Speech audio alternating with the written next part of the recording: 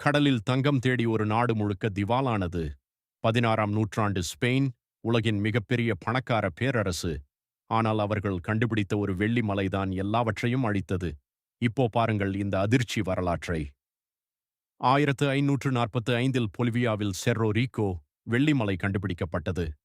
உலகின் 60% வெள்ளி இங்கிருந்து வந்தது. ஸ்பெயின் ட்ரெஷர் ஃப்ளீட் கப்பல்கள் வருஷா வருஷம் ஏராளமான தங்கம் வெள்ளியை செவில்லே நகருக்கு கொண்டு வந்தன. ராஜாக்கள் நினைத்தார்கள், எங்களுக்கு பணம் தீராது. ஆனால் இந்த பணமழை பிரச்சனையை உருவாக்கியது. பிரைஸ் ரெவல்யூஷன் என்று அழைக்கப்படும் பெரிய இன்ஃப்ளேஷன் ஏற்பட்டது. ஸ்பெயினில் பொருட்களின் விலை 2 முதல் 4 மடங்கு உயர்ந்தது.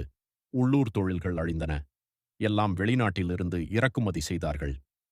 ராஜா பிலிப் இரண்டாம் இந்த பணத்தை ஐரோப்பா முழுக்க போர்களுக்கு செலவு செய்தார். கடன் வாங்கினார்.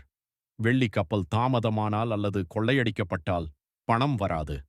ஸ்பெயின் 1557, 1575, 1596 உள்ளிட்ட 9 முறை திவாலானது.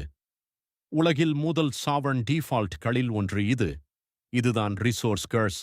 அதிக எளிதான பணம் வந்ததால் உள்ளூர் உற்பத்தி, தொழில், விவசாயம் புறக்கணிக்கப்பட்டது. டச்சு ஆங்கிலேயர்கள் ஸ்பெயின் வெள்ளியை வாங்கி தங்கள் பொருளாதாரத்தை வளர்த்தார்கள். ஸ்பெயின் பேரரசு வீழ்ச்சியடைந்தது. இன்றைய பாடம்: பணம் மட்டும் செல்வமாகாது. இன்ஃப்ளேஷன் உங்க சேமிப்பை அழிக்கும். லைஃப் ஸ்டைல் இன்ஃப்ளேஷன் தவிர்க்குங்கள். ஒரே இடத்துல தங்கம்/கிரிப்டோ/AI சார்ந்திருக்காதீங்க. டைவர்சிஃபை செய்யுங்கள். உற்பத்தி மற்றும் திறமையை வளர்த்துக்குங்கள். காம்பவுண்ட் இன்ட்ரெஸ்டை பயன்படுத்தி லாங் டெர்ம் திங்க் பண்ணுங்கள்.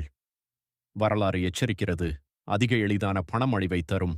உங்க பணத்தை பாதுகாக்க இன்றே சேமிக்க ஆரம்பியுங்கள்.